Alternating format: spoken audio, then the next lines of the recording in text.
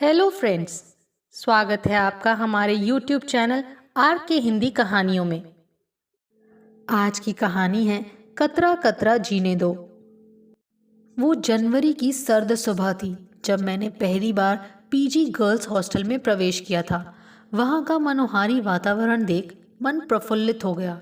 Hostel के मुख्य द्वार के बाहर एक तरफ आम का बगीचा, खजूर और जामुन के पेड़ थे, तो दूसरी तरफ बड़े बड़े कैंपस वाले प्रोफेसर्स क्वार्टर। बीच में फूलों के खूबसूरत गार्डन के बीच दो गर्ल्स हॉस्टल थे, एक तरफ साइंस हॉस्टल और दूसरी तरफ आर्ट्स हॉस्टल। गेट के अंदर पांव रखते ही लाल लाल गुलाब, गेंदे, सूरजमुखी के फूलों की महक और रंगत ने मेरा इस तरह स्वागत किया कि पहली बार नए हॉस्टल में आने की मेरी सारी घबराहट उड़न छू हो गई। सुबह के 11 बज रहे थे, लेकिन कुहासे की वजह से ऐसा लग रहा था मानो सूरज की किरणें अभी अभी बादलों की रजाई से निकलकर अलसाई नजरों से हौले हौले धरती पर उतर रही हों। ओस की बूंदों से नहाई हरी भरी नर्म मखमली धूप पर चलते हुए मैंने आर्ट्स हॉस्टल की तरफ अपना रुख किया। सामने गार्डन में दो लड़कियां बैठी चाय पी रही थी। एक बिल्कुल दूधिया गोरी चिट्टी लंबे बालों वाली बहुत सुंदर सी लड़की, और दूसरी हल्की सांवली छोटे छोटे घुंघराले बालों वाली लंबी दुबली पतली व बहुत आकर्षक सी लड़की। मैंने उन दोनों के करीब जाकर पूछा, Ragini Singh, psychology department, 5th year, किस तरफ रहती है? गोरी वाली लड़की ने इशारा किया, इधर, और घुंघराले बालों वाली लड़की ने कहा, मैं ही हूँ, कहो क्या बात है। मैंने अपना परिचय देते हुए कहा, मैं अनामिका शर्मा इतिहास डिपार्टमेंट से हूँ। मैंने यहाँ एडमिशन लिया है। जब तक सीनियर्स रूम खाली नहीं कर देती तब तक मुझसे हॉस्टल वार्डन ने इंतज़ार करने को कहा था, लेकिन मुझे रोज़ 40 किलोमीटर दूर से आकर क्लास करने में तकलीफ होती थी। इसीलिए मुझे मेरे क्लासमेट और आपके पड़ोसी संजीव सिंह ने आपके पास भेजा है। उसकी बड़ी बहन फाइनल ईयर में है, लेकिन वो इस साल इम्तिहान नहीं दे पाएंगी और हॉस्टल छोड़ रही हैं। इसीलिए रूम नंबर 101 की चाबी उसने मुझे दी है और कहा है कि मैं उसकी बहन का ज़रूरी सामान आपके हवाले करके इस रूम में शिफ्ट हो जाऊं। मैंने एक ही सांस में अपनी बात पूरी की। रागिनी ने चौंक कर कहा, रूम नंबर 101? अरे वाह भाई संजीव, मुझे नहीं दिलवाया, हॉस्टल का सबसे शानदार कमरा तुम्हें दिलवा दिया। रागिनी का चेहरा थोड़ी देर को बुझ गया, लेकिन अगले ही पल वो मेरा सामान पकड़कर मुझे मेरे कमरे में शिफ्ट करवाने में उत्साह से लग गई। दरअसल हॉस्टल में 5th ईयर वाले स्टूडेंट्स के लिए डबल बेड के कमरे नीचे के फ्लोर में थे और 6th ईयर में ऊपर के फ्लोर में सिंगल बेडरूम था। मेरा कमरा ऊपर के फ्लोर में बालकनी के बिल्कुल सामने था, जहां बैठकर हॉस्टल में आने जाने वाले सभी लोग दिखाई देते थे। साथ ही हॉस्टल के गार्डन का नज़ारा, फूलों की खुशबू, तालाब और आम के पेड़ से आती ठंडी हवा व कोयल की कूक का खूब आनंद मिलता था। इसीलिए अपने अपने डिपार्टमेंट से आने के बाद ज़्यादातर लड़कियां शाम ढलते ही मेरे कमरे के बाहर बनी विशाल बालकनी में कुर्सी डालकर बैठ जाती। वह खूब मजाक मस्ती किया करती थी। रागिनी और उसकी सहेलियों के झुंड का हिस्सा बनने में मुझे देर नहीं लगी। जल्दी ही रागिनी से मेरी अच्छी दोस्ती हो गई। एक तो संजीव मेरा क्लासमेट था और दूसरे रागिनी से उसके घरेलू संबंध थे। इस वजह से हमारा परिचय प्रगाढ़ हो गया था। इसके अतिरिक्त उसे मेरे रूम के सामने की बालकनी बहुत पसंद थी और मेरी चाय पीने की आदत। चाय रागिनी को भी बहुत पसंद थी, लेकिन हमारे हॉस्टल के मेस में चाय मिलने का कोई प्रावधान नहीं था। इसीलिए ये तय हुआ कि मेरे रूम में सुबह शाम की चाय बना करेगी और हम दोनों साथ में पिया करेंगी। सुबह की चाय हमेशा वो ही बनाया करती थी और शाम की मैं। दरअसल मेरी सुबह देर से उठने की आदत थी। मैं 8-9 बजे तक सोया करती थी और इतनी देर में रागिनी नहा धोकर तैयार होकर मेरे साथ चाय पीने को चली आया करती। पूरे अधिकार व बड़े प्यार से मेरे कमरे में आकर मेरे बालों को कभी झकझोर कर, कभी सहलाकर मुझे उठाती और माँ की तरह कहती, चलो उठो, सुबह हो गई, जाओ तो जल्दी से ब्रश करके आओ, तब तक मैं तुम्हारे लिए चाय बनाती हूँ। मेरे फ्रेश होकर आने तक वो बड़ी तरतीब से मेरा बिस्तर, मेरी किताबें सही करती, स्टोव जलाकर बढ़िया चाय बनाती और बाहर बालकनी में चेयर निकालकर मेरे आने का इंतज़ार करती। मुझे उसके इस अपनत्व और परवाह पर बड़ा आश्चर्य होता।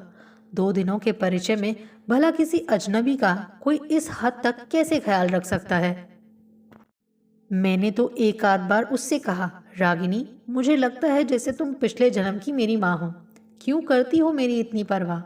रागिनी अपने माथे पर झूलती घुंघराले बालों की लटों को झटक कर कहती, क्योंकि तुम एकदम मेरे भैयू की तरह हो। वैसे ही सिर पर तकिया रखकर सोती हो, मेरी एक एक बात ध्यान से सुनती हो, एकदम वैसे ही बात करती हो जैसे मेरा भैयू कहता है। बउआ, तू तो मेरी माँ से भी ज़्यादा माँ है रे। रोज़ सुबह से शाम तक मेरा इतना ख्याल तो मेरी माँ भी नहीं रखती। घर पर भी मैं बहुत सवेरे उठती हूँ। अम्मा बाबूजी को सुबह का चाय नाश्ता देकर भैयू को उठाना और चाय बनाकर पिलाना मेरी आदत है। वो अपना बिस्तर और किताबें तुम्हारी ही तरह कभी सही नहीं करता, सब मैं करती हूँ। मैंने एक बार पूछा, भैयू तुम्हारा भैया है रागिनी?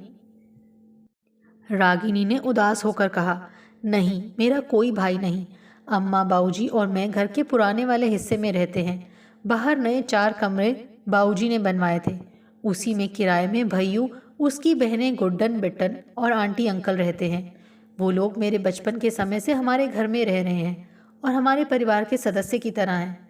गुड्डन बिट्टन मेरी सहेलियां हैं। वो लोग अपने बड़े भाई आशीष भैया को भैयू कहती हैं, तो मेरा भी वो भैयू बन गया। अम्मा बाबूजी मुझे बउआ कहते हैं, तो भैयू की भी मैं बउआ बन गई। रागिनी की हर बात में भैयू का जिक्र रहता। वो पढ़ाई में बहुत होशियार थी। जब भी कोई उसके अच्छे मार्क्स या सुंदर हैंडराइटिंग की बात करता तो वो झट से कहती, ये तो भैयू की वजह से है। बचपन से मुझे भैयू ने पढ़ाया है। मेरे नोट्स वही तैयार करता है और मेरी राइटिंग उनकी राइटिंग देख देख कर ही ऐसी बनी है।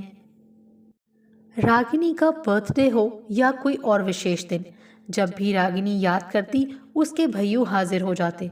फिर सुबह से शाम तक दोनों हॉस्टल से बाहर जाकर साथ घूमते, शॉपिंग करते, खाना वाना खाकर वापस आते। रागिनी के पिता के अतिरिक्त भैयू का नाम अभिभावक के रूप में हॉस्टल के रजिस्टर में दर्ज था, इसीलिए उनके साथ हॉस्टल से बाहर जाने में किसी तरह की कोई आपत्ति नहीं होती थी। कभी कभी रागिनी अपने लोकल गार्जियन, अपनी रिश्ते की बुआ के घर भी रात में ठहर जाती और दूसरे दिन उसके भैयू उसे पहुंचा दिया करते थे। एक दिन रागिनी ने बताया, मुंबई में मेरी कज़न सिस्टर सुगंधा की शादी है। सुगंधा की बैंक में नई नई नौकरी लगी है। अब नेवी में जॉब करने वाले लड़के से उसकी शादी है।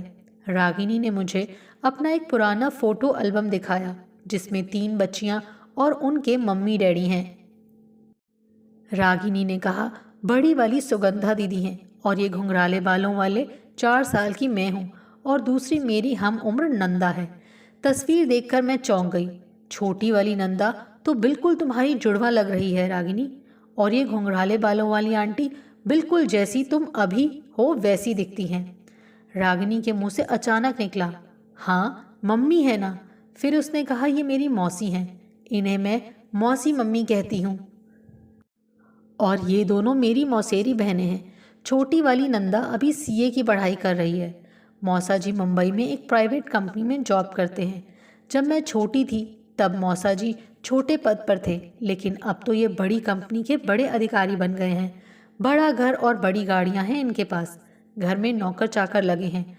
सुगंधा दीदी और नंदा सब आज़ादी से रहते हैं। उन पर किसी तरह की कोई बंदिश नहीं। सुगंधा दीदी ने अपनी मर्जी से पहले अपनी पढ़ाई पूरी की, अपने पैरों पर खड़ी हुई। अब उनकी ही पसंद के लड़के से मौसा मौसी उनकी शादी कर रहे हैं। महानगर में रहने से उनके रहन सहन का स्तर हमसे ऊंचा है और सोच भी खुली है। मैंने देखा ये कहती हुई रागिनी थोड़ी भावुक हो गई। उसकी आंखों में हल्की सी नमी आ गई। मैंने पूछा, और तुम इनके पास जाती हो? उसने कहा, हाँ बचपन में गई थी, अब नहीं जा पाती। अम्मा बाबूजी मेरे ऊपर ही आश्रित है ना, इसीलिए मैं ही उनकी देखभाल करती हूँ। बीए तक की पढ़ाई तो मैंने अपने शहर में की, इसीलिए उन्हें कोई दिक्कत नहीं हुई। लेकिन पीजी की पढ़ाई मेरे शहर में संभव नहीं थी, इसीलिए मुझे यहाँ हॉस्टल आना पड़ा। अम्मा की उम्र हो गई है, अब वो घर के काम बिल्कुल नहीं कर सकती, लेकिन भैयू और गुड्डन ने कहा है कि मैं वहाँ की चिंता ना करूँ। वो लोग मेरे ना रहने पर उन लोगों का ख्याल रखेंगे। यहाँ आकर पढ़ना ही मेरे लिए बहुत बड़ी बात है। मुंबई जाना या सुगंधा दीदी की तरह अपने निर्णय लेना मेरे लिए संभव नहीं है। मुझे महसूस हुआ रागिनी अपनी कज़न बहनों के जीवन स्तर और स्थिति से कहीं ना कहीं स्वयं की तुलना करके दुखी हो रही है। स्वाभाविक ही तो है, कहाँ रागिनी की अम्मा बाबूजी और कहाँ ये लोग। मुझे रागिनी की अम्मा याद आ गई। ठेठ गांव की बुजुर्ग महिला जो रागिनी की माँ से ज़्यादा दादी माँ नजर आती थी, और धोती कुर्ता पहने सीधे साधे बाबूजी जो पिता से ज़्यादा दादाजी। कभी कभी वो लोग डॉक्टर, दवाई या किसी काम से इस शहर में आते तो रागिनी से मिलने हॉस्टल आया करते थे। तब ज़्यादा समय रागिनी के घर पर न रहने से होने वाली दिक्कतों की बातें वो किया करते थे। रागिनी खुद को अपराधी सा मानते हुए बार बार समझाती रहती, छुट्टी होते ही आ जाएंगे अम्मा, कुछ दिनों की बात है। हम भैयू से कहेंगे तुम लोगों की कोई परेशानी ना होने पाए। उसकी अम्मा दिल से आशीर्वाद की झड़ी लगा देती, प्रकृति उसे सदा बनाए रखे। कोई जन्म का लड़का है मेरा तुम्हारा भैयू, वो ना रहता तो कब की हमारी जान निकल जाती। घर बाहर एक किए रहता है, कभी अपनी माँ से हमारे लिए खाना बनवा कर ले आता है, कभी गुड्डन बिट्टन को भेज देता है। जाओ अम्मा की मदद करो, तुम्हारे बाबूजी का बाहर का सारा काम बेचारा वही देखता है। इसीलिए तो मैं और तुम्हारे बाबूजी चाहते हैं तुम्हारी शादी जल्दी से जल्दी आनंद के साथ हो जाए। हम लोगों की अब उम्र हो गई, पता नहीं कब बुलावा आ जाए। अपनी आंखों के सामने तुम्हारी शादी देख लूं तो चैन से मर पाऊंगी। आनंद के पिता से मैंने कह दिया है, हमारा बेटा बेटी सब कुछ रागिनी ही है। जब तक जिंदा हैं हम लोग, रागिनी और आनंद हमारी आंखों के सामने रहें बस। हमारा क्या, अब 4 दिन की हमारी जिंदगी है, फिर गांव की जमीन, खेत, घर सब हमारे बाद रागिनी और आनंद को ही संभालना है। सुगंधा की शादी हो जाए तो तुम्हारी शादी करके मैं और तुम्हारे बाबूजी तीरथ पर निकलना चाहते हैं। रागिनी ने धीरे से कहा, अम्मा काहे हड़बड़ा रही हो, मुझे पढ़ाई तो पूरी करने दो। मैं भी पहले सुगंधा दीदी की तरह अपने पैरों पर खड़ी होना चाहती हूँ। बाबूजी ने रागिनी को देखकर थोड़े कड़े शब्दों में कहा, देख बउआ, तुम्हारी यहाँ आकर पढ़ाई करने की जिद मैंने मान ली, लेकिन आगे अब शादी के बाद जो मर्जी आए करना, हम नहीं रोकेंगे।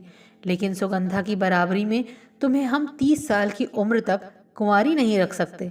वो बड़े शहर में रहती है, उसकी बात और है। यहाँ गांव समाज में लोग 10 तरह की बातें करते हैं। मेरी समाज में प्रतिष्ठा है, प्रतिष्ठा के लिए हम ठाकुर लोग जान दे भी देते हैं और जान ले भी लेते हैं। इसीलिए कुछ ऊंच नीच हो उसके पहले ज़रूरी है तुम्हारी शादी हो जाए। तुम्हारे ससुराल वाले चाहें तो करना नौकरी चाकरी। रागिनी ने बेबसी से बाबूजी की तरफ देखा, उसकी आंखें छलक आईं तो अम्मा ने रागिनी को दुलारते हुए कहा, मन से पढ़ाई करो बउआ और परीक्षा देकर घर आ जाओ। पैसा रुपया सुख साधन सब हैं घर पे, लेकिन तुम्हारे बिना कुछ अच्छा नहीं लगता। हमारा सहारा तो तू ही है बउआ। रागिनी ने अम्मा का हाथ पकड़कर कहा, हाँ अम्मा हम जानते हैं, तुम चिंता ना करो, तुम लोग जो कहोगे हम वही करेंगे। अगले महीने सुगंधा दीदी की शादी थी। रागिनी की खुशियों को तो जैसे पंख लग गए, दिन रात वहां जाने की तैयारी में लग गई। भैयू के साथ जाकर उसने न केवल अपने लिए शादी में पहनने के लिए खूबसूरत सा लहंगा लिया, बल्कि अपनी सुगंधा दीदी और नंदा के लिए ढेर सारे गिफ्ट्स भी खरीदे। अम्मा बाबूजी सबके लिए कपड़े खरीदते हुए उसका उत्साह देखते ही बन रहा था। आखिर मुंबई जो जाना था, वहाँ के हिसाब से पहनावा होना चाहिए। उसने अच्छे से पार्लर में अपना हेयर कट करवाया। पहली बार फेशियल ब्लीच करवाकर जब वो सामने आई तो उसकी सुंदरता किसी फिल्मी हीरोइन से कम नजर नहीं आ रही थी। बात बात पर रागिनी की खुशी छिपाए नहीं छिप रही थी। पूरे हॉस्टल में रागिनी के मुंबई जाने का शोर मच गया। टिकटें भी बन गईं, लेकिन ऐन शादी के समय डॉक्टर ने अम्मा के मोतियाबिंद के ऑपरेशन का समय दे दिया और अम्मा व बाबूजी ने अपनी टिकटें कैंसिल करवा दी। नतीजा, रागिनी चाह कर भी मुंबई सुगंधा दीदी की शादी में नहीं जा पाई। मुझे बहुत दुख हुआ। महीनों की तैयारी पर मिनटों में पानी फिर गया। मुंबई की जगह रागिनी को अम्मा की देखभाल के लिए घर जाना पड़ा। अम्मा की आंखों के ऑपरेशन के बाद रागिनी जब हॉस्टल वापस आई तो जब भी मुंबई की बात निकलती वो फूट फूट कर रो पड़ती। मैंने समझाया, जाने दो रागिनी, अब रोने से क्या फ़ायदा। तुम्हारी अम्मा ऑपरेशन की डेट नहीं बढ़वा पाई होंगी। उनकी बहन की बेटी की शादी, जाना तो उन्हें भी था, अफसोस तो उन्हें भी हुआ होगा और तुम्हारी कज़न बहनों को भी। मैं अवाक रह गई जब रोते रोते रागिनी ने कहा, नहीं, अम्मा को अफसोस होता तो ऑपरेशन की डेट बढ़ जाती। अम्मा को तो पता था, लेकिन मौसी मम्मी और सुगंधा दीदी ने कैसे इतनी बड़ी खुशी में मुझे छोड़ दिया। उन्होंने मुझे बुलाने की कोई कोशिश ही नहीं की। अम्मा बाबूजी पर फ़ोन से दबाव नहीं डाला, वरना आगे के शब्द उसके आंसुओं में डूब गए। मेरी गोदी में सिर रखकर वो घंटों सिसकती रही। उसका इस तरह रोना मेरे अंतर मन को भिगो गया। अम्मा का तो पता था, उसके ये शब्द मेरे मन में हलचल मचा रहे थे। क्या इसकी अम्मा सचमुच नहीं चाहती थी मुंबई जाना, या उनकी आंखों का ऑपरेशन अभी इतना ज़रूरी नहीं था? कितने सपने थे रागिनी के सुगंधा दीदी की शादी को लेकर। क्या सुगंधा दीदी और मौसी ने इसके अम्मा बाबूजी को नहीं समझाया? रागिनी ने कितनी ही बार सुगंधा दीदी से फ़ोन पर उनकी शादी को लेकर अपने उत्साह को बताया था। रागिनी को तो कम से कम वो लोग बुलवा सकते थे। इस तरह के प्रश्न बार बार मुझे विचलित कर रहे थे, लेकिन मैंने इसके बारे में रागिनी को ज़्यादा कुरेदना उचित नहीं समझा। आखिर ये उन लोगों का पारिवारिक मामला है। फिर रागिनी का जितना भला बुरा उसके अम्मा बाबूजी सोच सकते हैं, उतना मैं नहीं। वैसे भी हमारे पास ये सब सोचने का अब वक्त नहीं था। हमारे फाइनल इम्तिहान नज़दीक थे। हम लोग रात दिन पढ़ाई में लगे थे। रागिनी वैसे तो पढ़ाई के प्रति बहुत गंभीर थी, लेकिन कुछ दिनों से उसका मन पढ़ाई से कुछ उचटा हुआ लगता था। अक्सर चुपचाप सामने बालकनी में बैठकर कुछ सोचती रहती थी। कभी अपनी डायरी में कुछ लिखती, कभी पुराने एल्बम निकाल कर घंटों तस्वीरें देखा करती। एक दिन रागिनी सुबह नहा धोकर बहुत सुंदर सी नई ड्रेस पहने मेरी बालकनी में आकर बैठ गई। मैंने उसे देखा तो चौंक कर कहा, अरे रागिनी, कहाँ की तैयारी है? सुबह सुबह इतनी सुंदर ड्रेस पहनकर कहाँ जा रही हो? रागिनी ने मुस्कुरा कर कहा, भैयू आने वाला है, आज उसका बर्थडे है ना, यहाँ से बैठकर उसी की राह देख रही हूँ। थोड़ी ही देर में हॉस्टल के मेन गेट पर एक मोटरसाइकिल लगी और उस पर बैठे 6 फुट के लंबे गोरे चिट्टे और बेहद स्मार्ट लड़के को मैंने देखा। मेरा भैयू। खुशी से रागिनी हाथ में गिफ्ट का पैकेट लेकर दौड़ पड़ी और वो दोनों मेरी नज़रों से ओझल हो गए। शाम तक रागिनी नहीं आई। अगले दिन सुबह हाथों में मिठाई और कुछ पैकेट्स लिए वो मेरे रूम में आई। उसने बताया, कल दिन में हम मॉल गए थे, देखो हमने ये ड्रेस ली है।